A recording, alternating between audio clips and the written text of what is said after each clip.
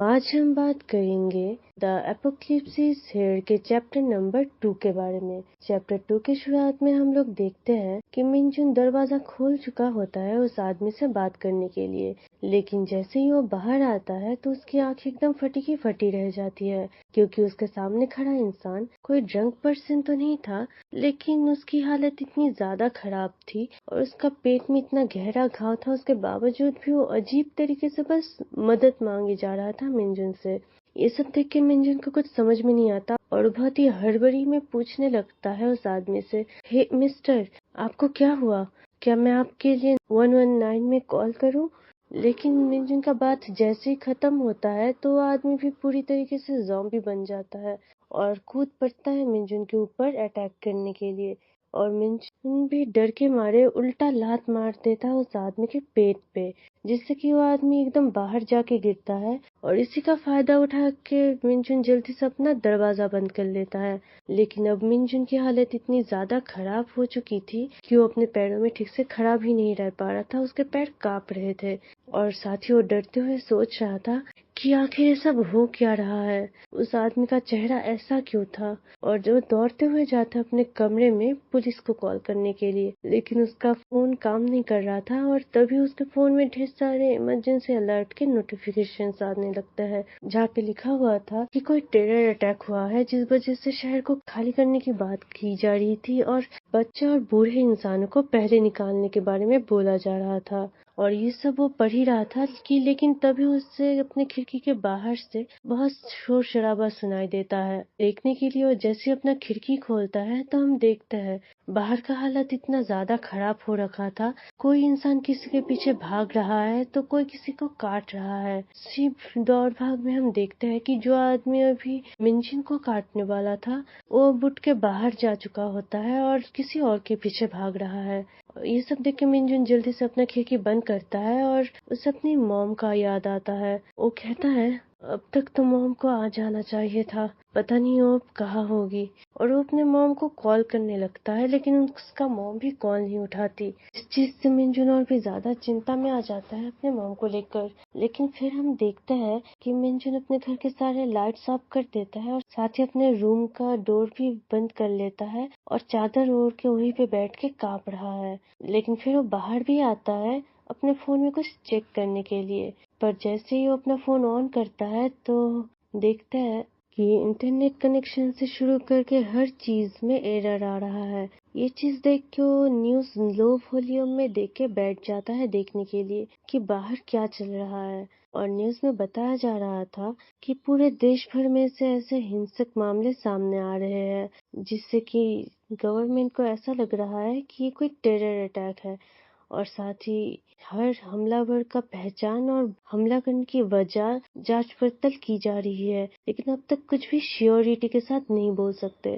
साथ ही ये भी चेतावनी दी जाती है कि सब लोग अपने घरों में ही रहे, खिड़की और दरवाजे बंद रखे, क्योंकि ऐसे हमले से बुसान, सियोल और एंचुअल जैसे बड़े शहरों में से ही नहीं बल्कि छोटे शहरों में से भी आ रहे हैं। ये सब सुन के और साथ ही जो फुटेजेस टीवी में दिखाए जा रहे थे, ये सब देख के मिंजुन बहुत ही बुरी तरीके से हैरान होता है और वो अपने धीरे धीरे कहता है, ये कोई सिर्फ टेरर अटैक तो नहीं हो सकता, कहीं ये ज़ॉम्बीज तो नहीं? ठीक जैसा मैं सोचता था, लेकिन फिर भी सिर्फ एक ही दिन के अंदर सियोल से लेके बुसान, ये कोई मामूली बात तो नहीं है। फिर वो एकदम से खड़ा होता है और कहता है, नहीं, मैं सिर्फ यहाँ पे ऐसे खड़े नहीं रह सकता, मुझे कुछ तो करना होगा। शायद अब तक कोई इंसान जा चुका है और इस बिल्डिंग की सीढ़ियों में भी अभी कोई नहीं होगा। मुझे जल्दी से जाकर इस बिल्डिंग के मेन डोर को बंद कर देना चाहिए। और ये सारी बातें करते हुए वो अपने दरवाजे के पास आ चुका होता है और अपने माइक्रो लेंस से बाहर देखता है कि अब तक कोई है कि नहीं। और जब उसे बाहर कोई नहीं दिखता तो वो भी दरवाजा खोलता है और एकदम धीरे धीरे ऊपर जाने लगता है। ऊपर जाते हुए उसे ऐसा लगता है कि जैसे ऊपर कोई होगा। फिर वो धीरे से मेन डोर को खोल के देखता है बाहर, तो ठीक सामने ही एक ज़ॉम्बी खड़ा था। और जैसे ही ये ज़ॉम्बी सर घुमा के मिंजन को देखता है तो वो भी एकदम से दरवाजा बंद कर लेता है। और फिर वो सोचता है शायद ऊपर जो लोग थे अब वो ठीक है, क्योंकि अभी आवाजें आना बंद हो चुका है। मुझे भी अपने रूम में ही रहना चाहिए।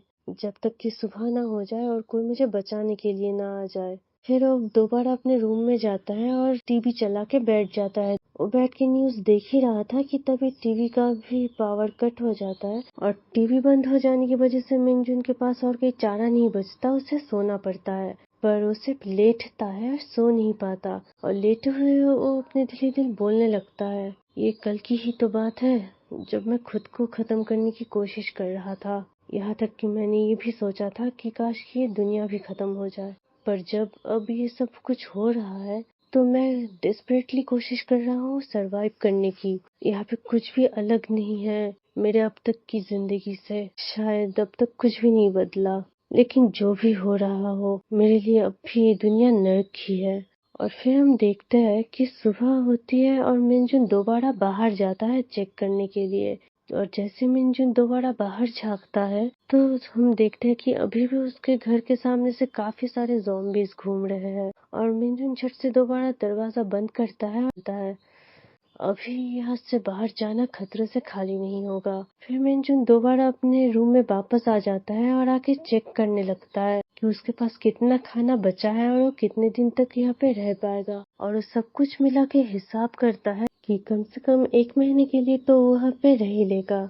लेकिन फिर वो अपने फोन को निकालता है और देखते हुए बोलता है, मॉम, मैं अब भी सोच रहा हूँ कि आप ठीक होगी। क्या मुझे पुलिस या किसी और को कॉल करना चाहिए? फिर वो ऊपर की तरफ देखता है और कहता है, मुझे जहाँ तक पता है यहाँ पे 5 फ्लोर्स और है। क्या अभी भी वो लोग वहाँ पे होंगे? और तभी उसे कुछ याद आता है और वो कहता है दोबारा, अरे हाँ, वो कॉलेज का लड़का, वो अक्सर यहाँ पे अपनी गर्लफ्रेंड को लेकर आता था। वो लोग तो रूफ टॉप में रहते थे। क्या वो लोग अभी भी ठीक होंगे? फिर मिनजुन देखने निकल जाता है कि ऊपर के किसी भी फ्लोर में कोई अब तक जिंदा है कि नहीं। वो ऊपर बढ़ता है और एक एक करके दरवाजे में कान लगा के सुनता है। लेकिन जैसे ही वो एकदम छत पे पहुंचता है तो देखता है कि घर का दरवाजा खुला हुआ है, जिससे कि मिनजुन थोड़ा नर्वस हो जाता है और वो रूम के अंदर नहीं घुसता, बल्कि दरवाजे पे ही खड़े होकर वो देखने लगता है कि अंदर कोई है या नहीं। उसे अंदर कोई इंसान तो नहीं दिखता, पर लकीली टाइम रहते कुछ धब्बे जरूर दिख जाते हैं, जिसे देख के मिनजुन थोड़ा डर जाता है। और हम इस सीन को थोड़े दूसरे एंगल से देखते हैं, जहाँ पे मिनजुन दरवाजे के सामने खड़ा था और उसके साइड पे कुछ ही दूरी पे वो लड़का खड़ा था, जो कि पूरी तरीके से अब ज़ॉम्बी बन चुका था और उसने अपने गर्लफ्रेंड को भी मार दिया था। यानी कि हमारा मिनजुन अब दोबारा मुसीबत पे है। और हम मिनजुन के एक छोटे से वॉइस मैसेज को सुनते हैं आखिर में, जहाँ पे वो बोल रहा था कि ये वो दिन था जब उसकी लाइफ पूरी तरीके से बदल गया। और ये चैप्टर यहीं पे खत्म होता है और अब हम मिलेंगे दोबारा इसके अगले चैप्टर में। तब तक के लिए आप मुझे लाइक और सब्सक्राइब कर लीजिए और बेल आइकन को भी ऑन करना मत भूलना, ताकि इसके आगे के आने वाले चैप्टर आपसे कहीं मिस ना हो जाए।